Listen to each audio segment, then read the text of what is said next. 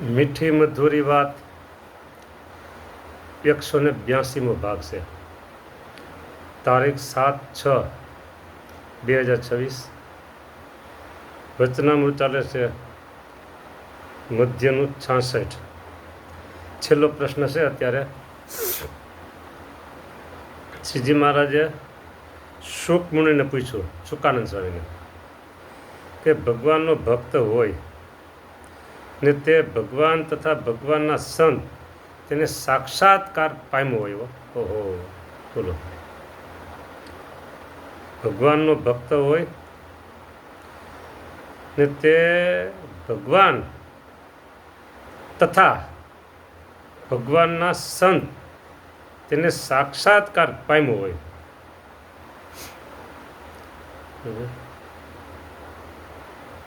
તેને જીવતા શી પ્રાપ્તિ થાય અને મુવા કેડે શી પ્રાપ્તિ થાય એ કહો.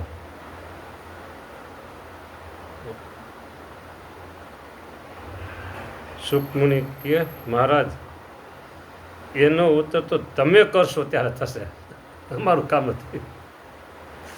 હા. પછી મહારાજ વાત કરે છે, સાંભળો ભાઈ, સંતો ભક્તો બધા સાંભળો. મારો જ પ્રશ્ન છે અને હું જ તમને એનો ઉત્તર આપું છું. કે જો જેને ભગવાન ને ભગવાનના સંતની પ્રાપ્તિ થઈ છે તેને જીવતે તો ભગવાનના કથા કીર્તન કરતા થકા જ દિવસ અને રાત્રિ વીતે. ઓહો, ગજબની વાત કરી દીધો, ગજબની વાત કરી દીધી. બોલો. અને ત્રણેય અવસ્થાથી પર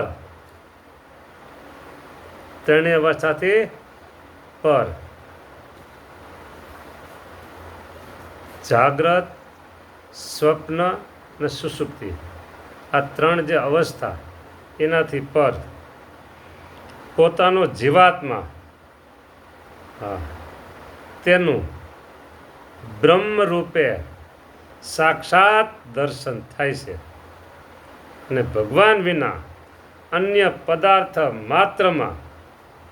પદાર્થ માત્રને વિશે વૈરાગ થાય છે અને અધર્મનો ત્યાગ કરીને ધર્મને વિશે રહેવાય છે. અને દેહ મૂકે ત્યારે એવા ભક્તને ભગવાન પોતા જેવો જ કરે છે.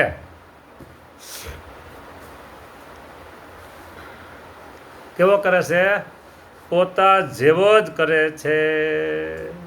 બોલો, કેવી સરસ વાત કરી દીધી. અહીંયા વચનામૃત અત્યારે 66મું ચાલે છે અને 67માં વચનામૃત આ જ આવશે. ભગવાન એને પોતા જેવો જ કરે છે, એમાં એ જ વાત આવશે. હા, જો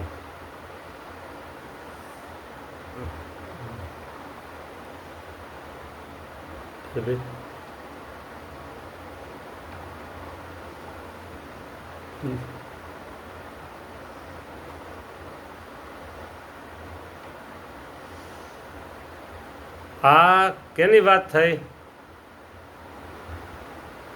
કયો? ભગવાનનો ભક્ત હોય તેને ભગવાન તથા ભગવાનના સંત તેને સાક્ષાત્કાર પામ્યો હોય ને એની વાત છે. જીવતા શી પ્રાપ્તિ થાય અને મુવા કેળે શી પ્રાપ્તિ થાય એ વાત આવી. બરાબર.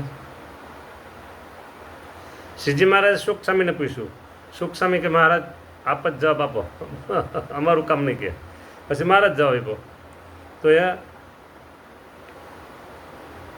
ભગવાનના કથા કીર્તન કરતા થકા રાત્રિ દિવસ વીતે. પછી કીધું ત્રણ અવસ્થાથી પર. બરાબર. ત્રણ અવસ્થાથી પર જે પોતાનો જીવાત્મા તેનું બ્રહ્મ રૂપે સાક્ષાત દર્શન થાય. બોલો, 2 સાક્ષાત દર્શન થાય. અને ભગવાન વિના અન્ય પદાર્થ માત્રને વિશે વૈરાગ થાય. 3 બોલો.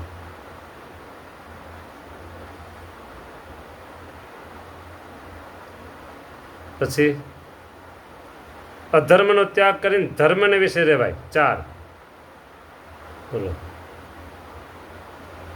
દેહ મૂકે ત્યારે એવા ભક્તને ભગવાન પોતા જેવો જ કરે છે. જો આ 5 મુદ્દા કીધા હો.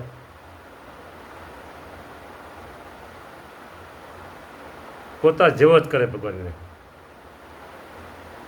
હરિવર વરે હરે તુલ્ય થયા જેનું ભજન કરે નર નારી.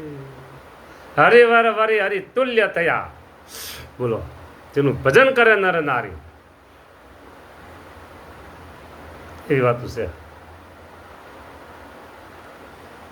જેમ ભગવાને બ્રહ્માને કહ્યું છે, હે બ્રહ્મા, જેવો હું છું ને જેવો મારો મહિમા છે ને જેવા મારા ગુણ ને કર્મ છે, તેવું મારા અનુગ્રહ થકી તને વિજ્ઞાન થાવો, વિશેષ જ્ઞાન તમને થાવો. એવું જે બ્રહ્માએ કહ્યું, એવું જે બ્રહ્માને કહ્યું છે, તેમ જે પોતાના અનન્ય ભક્ત હોય ને તે સર્વને ભગવાન એવી પ્રાપ્તિ કરાવે છે. અને જેમ ભગવાન કાળ, કર્મ અને માયા થકી રહિત છે. ઓહો, વાહ પ્રભુ વાહ.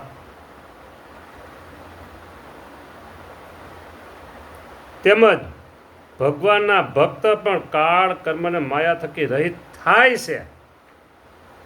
બોલો. કાળ, કર્મ અને માયા થકી રહિત થાય છે ને અખંડ ભગવાનની સેવાને વિશે રહે છો. ઓહો, અખંડ ભગવાનની સેવાને વિશે રહે છે. એવી દેહ મૂક્યા કેળે પ્રાપ્તિ થાય છે? એ પ્રશ્નનો ઉત્તર છે. મહારાજ કે સંતો જય સ્વામિનારાયણ કે આ વાત પૂરી કરી દીધી. લ્યો, ઇતિ વચનામૃતમ મધ્ય પ્રકરણનું 66મું પૂરું થયું.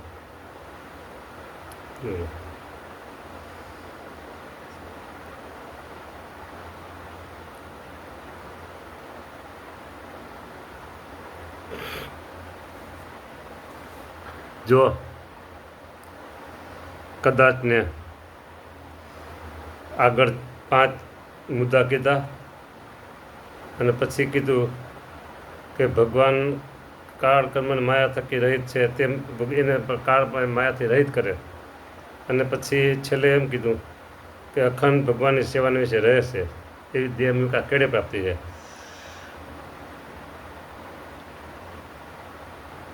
બરાબર.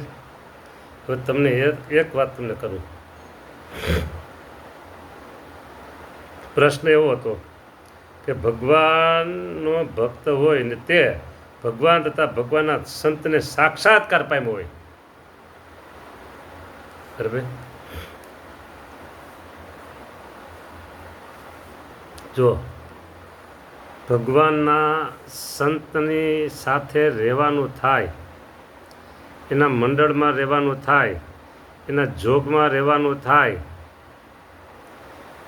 એટલે સાક્ષાત પ્રાપ્તિ થઈ ગઈ. બરાબર. હવે એકાદા 2 મુદ્દામાંથી કદાચ ઓછા હોય,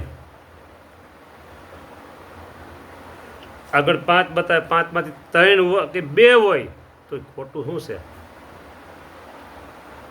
હે, તો 2માંથી 3 થાય, પછી 3માંથી 4 થાય, 4માંથી 5 થાય. હા, એ આનંદ કિલ્લો છે હો. ભગવાનના સંતની સાથે રહેવામાં આનંદ કિલ્લો છે હો. બોલો, આવી મજાની વાત છે. બોલો. હા, બોલો. મને તો એમ થાય કે જાણે આખા જગતને લઈ જાઉં મારા ધામ. મહારાજનો આ સંકલ્પ, મહારાજનો આ સંકલ્પ, જાણે આખા જગતને લઈ જાઉં મારે ધામ. તમારે મારે થોડુંક વધારે કંઈ બોલાઈ જાય તો તમે રાજી રહેજો. હા, અને મોટિવેશન સ્પીકરો જે હિન્દીવાળા હોય અને ગુજરાતીમાં પણ હોય છે ઘણા બધા. એમાં મને ક્યારેક લાગે એવું કે તો હું એ મોટિવેશન સ્પીકરના એના પ્રવચનો છે ને સાંભળું.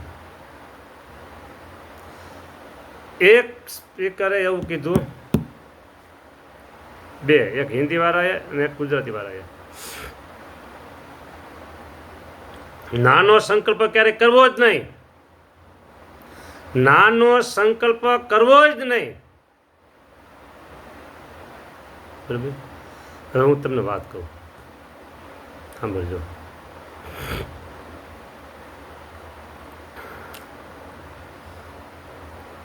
કેરીની સિઝન છે ને, એટલે કેરીની વાત કરું, મારે વાત બીજી કરવી પણ અત્યારે કેરીની સિઝન છે એટલે કહી દઉં. મોટું કેસર કેરીનું ગોડાઉન ભર્યું હોય અને આમ તમે જુઓ ને, એક કેરી પણ ખરાબ નહીં અને એક કેરી પણ કાચી નહીં. આમ કેરીને ઘોળી અને આમ ધબ્બો ને, આ હા હા હા, અમૃતનો રસ હો, એવી કેરી હોય. અને કેરીનો જે ગોડાઉન વાળો માણસ છે ને, ઉદાર દિલનો હોય. ઓહો.